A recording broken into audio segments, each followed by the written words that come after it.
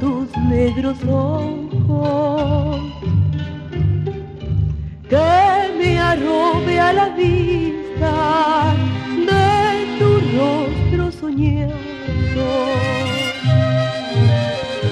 y al oír el sonido de tu voz dulce y pura,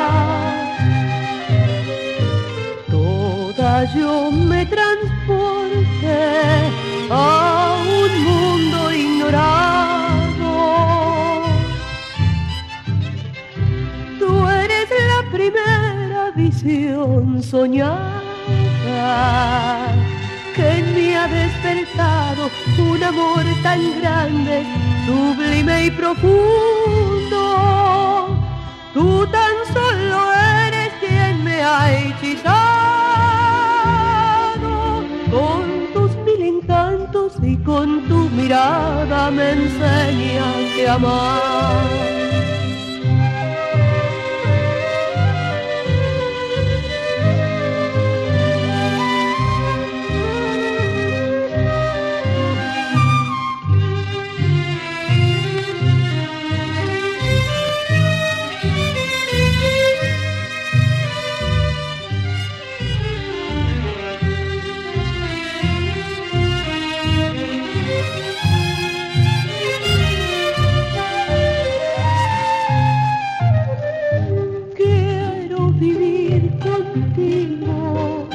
En un sitio lejano,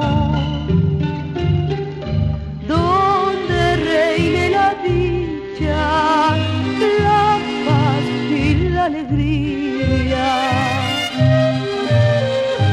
Y cuando Dios te llame, luego de muchos años, a mí también me lleve a su reino soñado.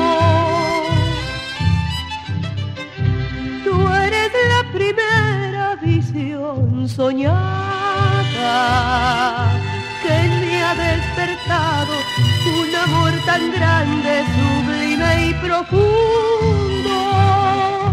Tú tan solo eres quien me ha hechizado con tus mil encantos, y con tu mirada me enseñaste a